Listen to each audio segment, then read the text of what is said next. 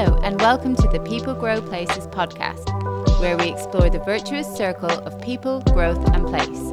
Brought to you by Grow Places and hosted by our founder, Tom Larson. Today we have a special episode recorded on site at the Truman Brewery in East London, where we are excited to work in partnership with the Truman Brewery and local people in Brick Lane, Spitalfields and Banglatown.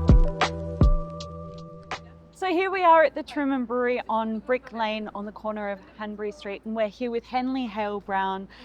We've got Simon and April, welcome, as well as Tom from Grow Places. Welcome guys, welcome Morning. to the podcast. Morning. Good morning. It's a beautiful morning, you've brought the sunshine with us. Finally, we can do a recording in some sun and have a walk around. Tell me about who you are, what your roles are, and what kind of influence you're having here at the Truman Brewery. So we're Henley Halebrown, we're architects based in Shoreditch, and we're working on the Cash and Carry site. Yeah, and I'm April. I'm also an architect at Henley Halebrown, working on the same block with Simon. Fantastic. And Tom, Cash and Carry, this is sort of a big component of the redevelopment site. It's a very important economic hub. Tell me a little bit about that. What are the considerations that we're having to give in the brief? Yeah. It's a really, as you say, a really important site in this neighbourhood for various reasons. And also, you can see behind us here, you've got the extent of what was the original brewery site. This site is quite unique in the fact that it is slightly separate. It's separated by Woodson Street from the main master plan site. And so the aspirations really for the main site is to really open that up, turn it from a closed brewery into something much more open and something connected to the neighbourhood.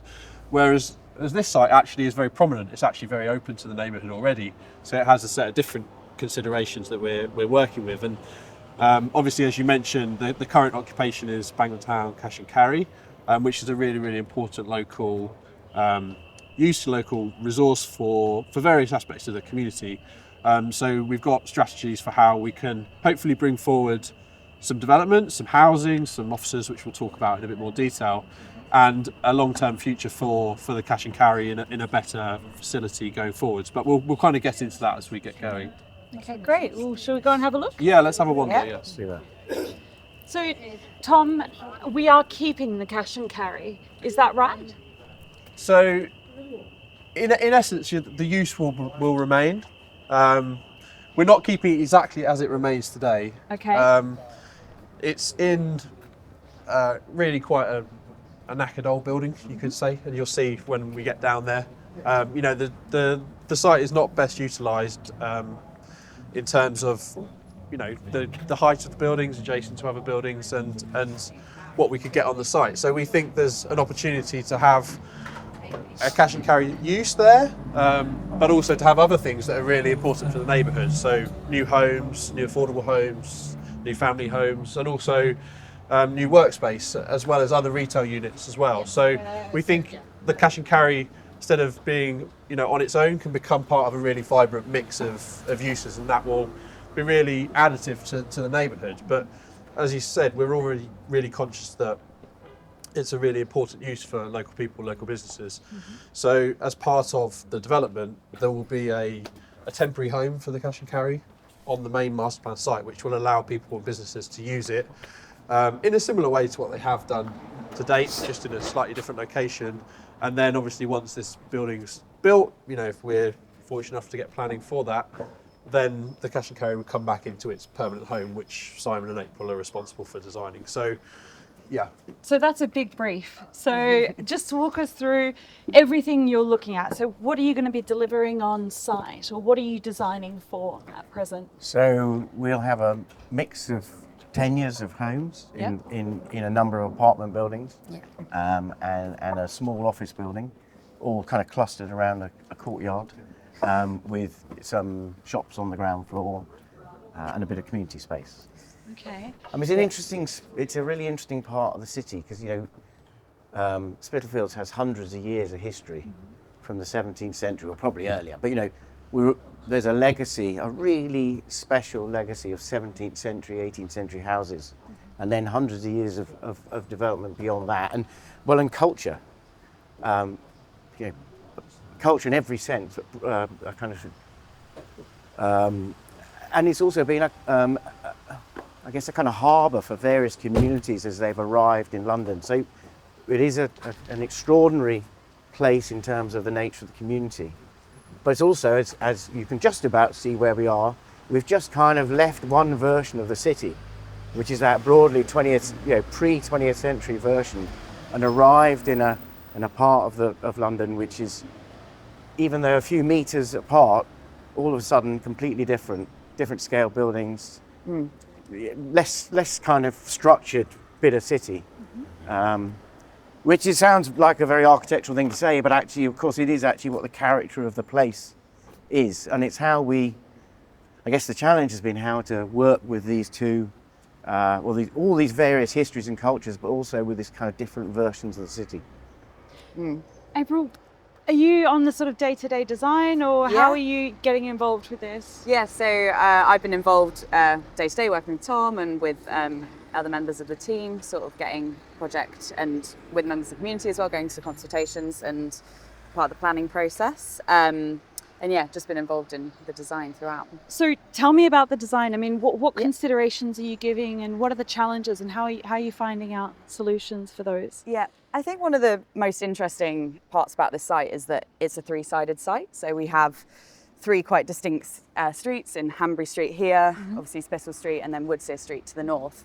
And at the moment, the existing Cash and Carry, it doesn't really address those streets, particularly on Hanbury and Woodsear Street. So does that mean that there's blank walls? Yeah, exactly. Okay. So we've got as you can see here, there's quite blank walls, not a lot of openings, not a lot of activation. Okay. So one of the key things that we're trying to do is to really open up the site, and we're proposing to have kind of shops and retail uses and community uses all around the ground floor on those street edges, to sort of reanimate it and to add to the character of the existing streets. And Tom mentioned that it's a knackered old building.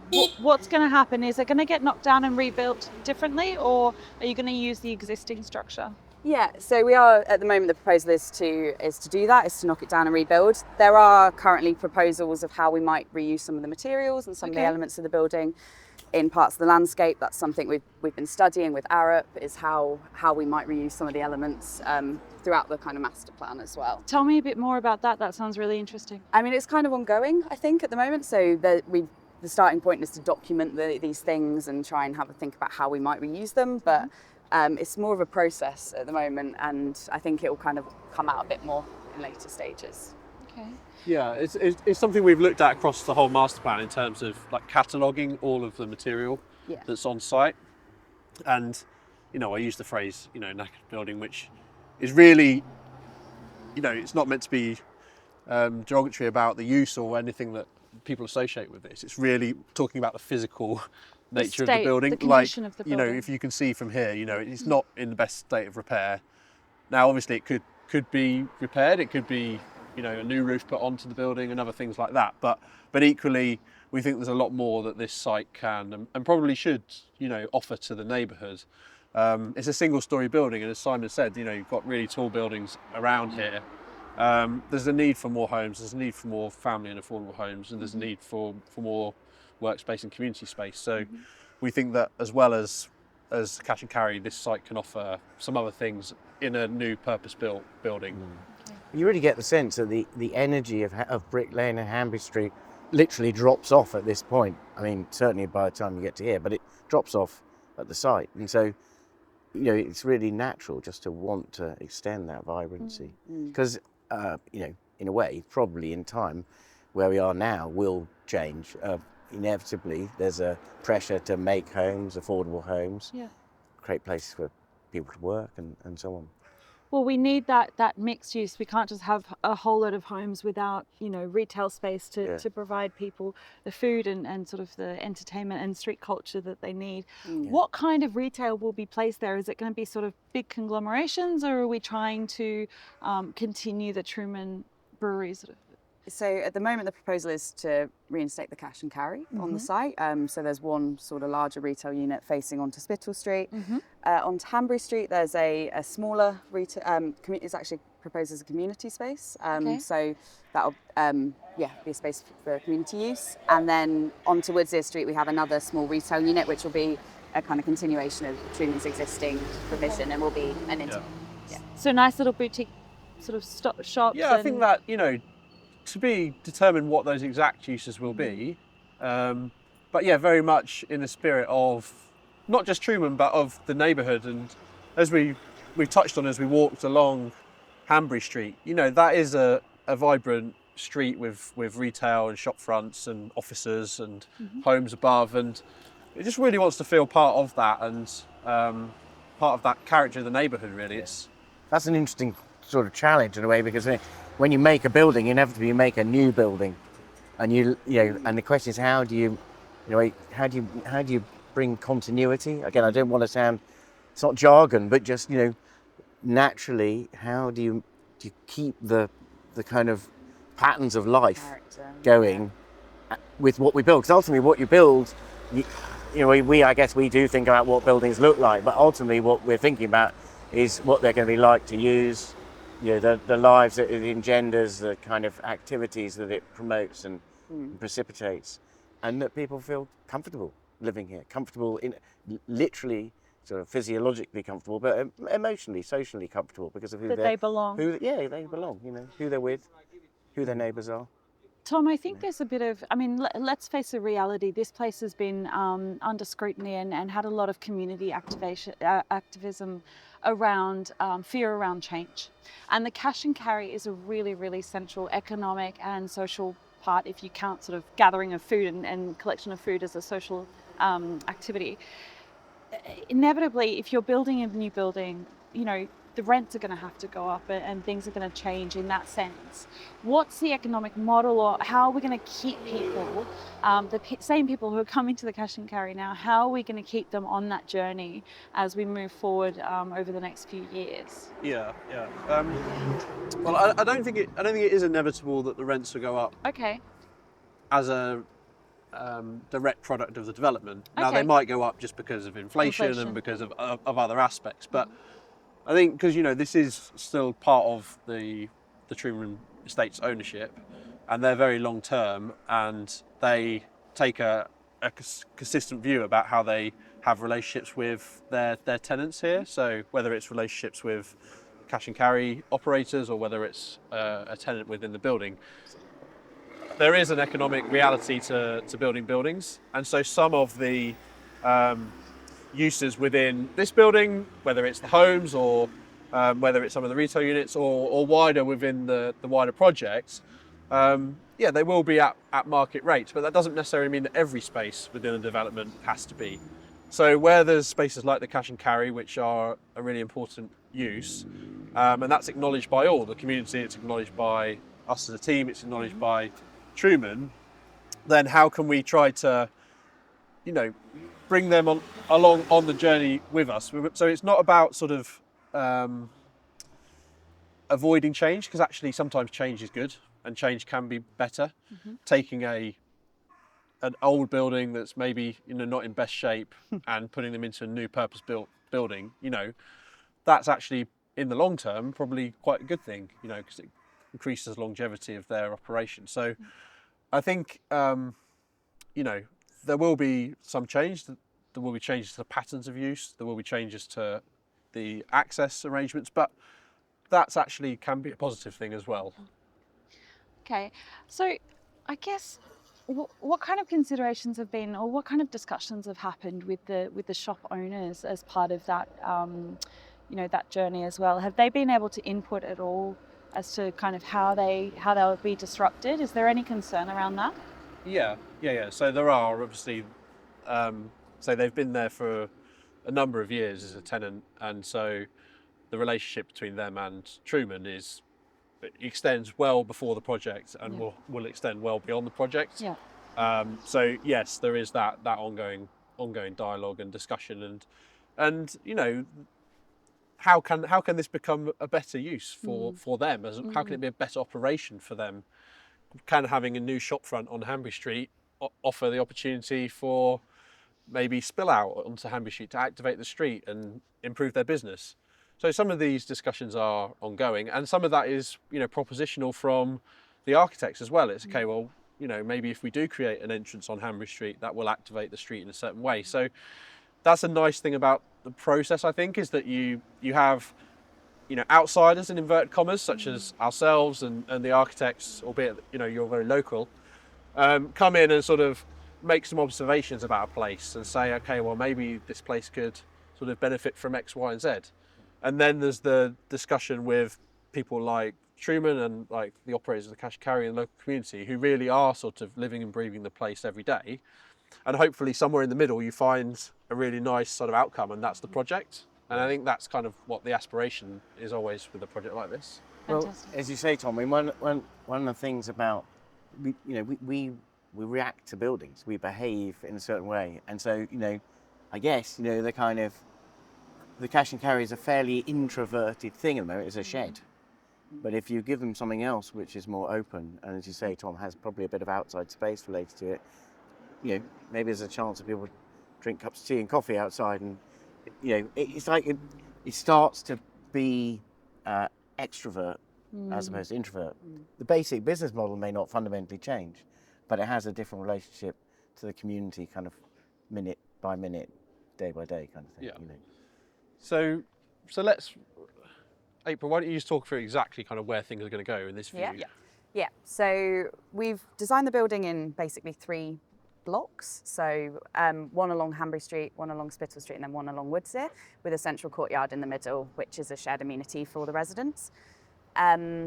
What we've done is we've placed the housing onto Hanbury Street and Spittal Street, and then we've got workspace facing onto Woodsear Street at the north.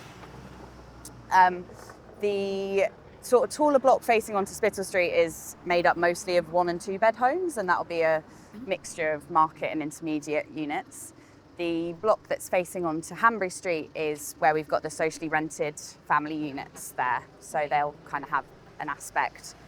And then all around the building, obviously at ground floor, as we've said already, we have retail and community spaces proposed. Okay, and so what kind of people, who are you hoping will be able to live here when you're designing? Who are you thinking about? So these family homes, would they be appropriate for local residents? Yeah, so we've designed with that in mind, of course. So they're 3 and 4 bed units. They're over minimum standards. They're really large, generous units. We've designed them so that they have multiple living spaces, so that they're appropriate for families. They all have direct access to the either a private amenity space, quite a large external private amenity space as well. What does that mean?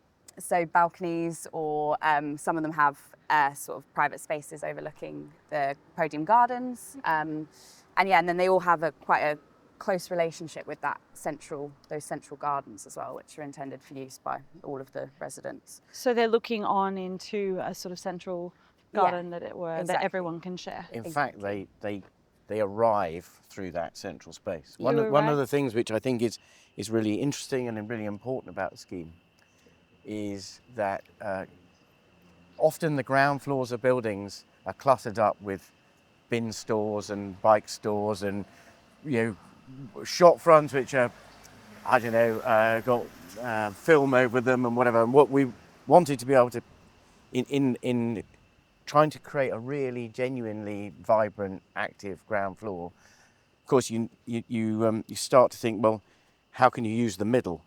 So people get to their homes through the courtyard at ground floor, and then a lot of the stuff that might be on the edges is then in underneath a courtyard at first floor. So effectively you arrive in a kind of split level courtyard, and then you get into the various apartment buildings from that central space. And everyone's arriving in the same area? Yeah, so everybody's familiar with the fact they're part of this community. Okay. Every day you come and go, and everybody who's living and working around that space is kind of evident, visible. It's like a theatre, as it were, of stuff going on. And I there's a problem often with kind of courtyards is people almost don't dare go into them, because if you've gone in from the street and you go up to your flat or you go into your office, then that's maybe all you do. But with climate change and also just whether it's children, any age, we need to spend more time outside. It's healthy. It's fundamentally really important that buildings promote that kind of the well-being. And so people are being sort of daily familiarised with that space. So they feel it's theirs. They adopt it, and it's not a kind of weird thing to dare to to be overlooked, because you're all part of that comings and goings every day, as well as I'm going to sit outside, read a book, have some lunch. Kids are going to play. So there's an empowerment exercise through the design. You get a really strong sense of ownership through just a continual, natural, daily, in a way, very practical use of that space, coming and going. And we've learned that there will be increased space for play, throughout the Truman Brewery as well. So I suppose that really links into what the rest of the site of the redevelopment is doing, with increased trees and public access to spaces where people don't have to pay to sit down. I think that's really important, and that there will be play areas for children. So it slightly, it adds a whole new dimension to the estate, I suppose, encouraging people to live here as well as shop for vintage clothes here, as so many people think about when they think of the area. Yeah, hopefully going above and beyond the stuff that we're asked to do. You know what I mean? Housing is now, homes are kind of highly regulated. It's like we expect a lot, and rightly so. It's really important, especially where people don't have a choice. But actually, you want to go beyond that and make even better homes. And a lot often that's really to do with the dignity and the kind of just the experience of coming and going, and what you can add on top of how many rooms you've got, the sizes they are, that they've got lots of outside space. And so even as well as the courtyard, of course, everybody's got balconies and terraces, and they're more generous than the minimum. And there's places to put plants and all sorts of stuff. So there's a kind of natural ebb and flow between inside and outside. And I think we worry a lot these days, of course, about energy consumption. So we tend to think a lot about what it's going to be like to keep your home warm in the winter. But increasingly what we need to think about is how to keep cool in the summer. That's right. And a lot of that has to do with the bits outside your home being, having space outside that you can go into, which is shady, keeps the spaces inside cool, and spaces that are useful, generous. Sit out there, eat out there, work out there, whatever it might be, whether you're working at home or working in the office, weekends, daytime, whatever it is. Yeah, and that goes to sort of talking about patterns of, how neighbourhoods kind of function a bit, I think, and we just see all of this, the whole master plan, whether it's sort of behind the current walls of the traditional Truman Brewery or behind, the site here, as just adding to the neighbourhood and adding to that sense of community at different times of the day, different times of the week. And so, we're going to go down Windsor Street now, and you'll see at the moment, you've got a really blank wall here, but opposite you've got residential. A bit further down you've got commercial, then you've got residential again, and then you've got commercial that's proposed. So this is an example of a really mixed street. And as Simon's saying, actually, there's a real kind of charm to what that does in terms of the character of a place if you've got different uses and different vibrancy. But it's not all about having spaces that are buzzy. It's also about having spaces that are calm and quiet, and so quiet, you and can you get to can sleep relax. at night. And that, as Simon was saying, the inside space of the courtyard will be that kind of calm space that you can sit outside. But we think there's a nice play on sort of the character that comes from different uses. And there's going to be an entrance here, isn't there, April, into the residential and the commercial? Yeah, so as Simon was saying, there's a kind of central courtyard at ground floor, which all the residents access off of, and that will be entered from about here. There's also another entrance to it on the opposite side too. So it's a kind of route for the residents as well, so they can access it from either street. And will any of this, so this wall will disappear? Is that right? Yes. So there'll be greater access and porousness, which means to be able to sort of move through something from one side to the other. Is anything going to happen to sort of keep the art spaces, the spaces where there are chances for art to spring up in the street? Yeah, I mean, it's something we've spoken about quite a lot, and obviously there's quite a few instances of it happening on the master plan site as well, where opportunities for street art, for public art, for graffiti to happen, which is such a massive character of this area. And when designing the ground floor, we considered that quite a lot. So not to make it a fully glazed, ground floor, so that there are these opportunities of blank walling, of brickwork, of areas where that can still happen on the site, because it is so important and such a big character of the area. Absolutely. I think people come here expecting to see that. And certainly a lot of, I'd say, the brand of Truman Brewery is photography and videography surrounded by the graffiti. I think it's a really important component. We have housing here, I notice. Yeah. And have you sort of had to consider how the existing residential spaces will be informed or inform the residential spaces that you're designing for? It's something, I suppose we've spent quite a lot of time looking at a lot of the streets around here and a lot of the patterns of the residential streets. You've obviously got, as you say, the Woodsear Street terraces here. There's also the kind of Jordan terraces towards Fournier Street, and which are really beautiful. And I think the pattern of housing around here is these quite tight street edges where houses are pressed, right up against quite narrow pavements, and that's something that we we want to continue on this site, and so we're proposing to extend the existing building line and keep that the same street pattern that we have around here. But then providing a bit of, something we notice about these spaces here, no one's got, it's so tight onto the road, not just the pavement, but the road. No one's got a lot of room to play with identity or a sense of greening outside their homes.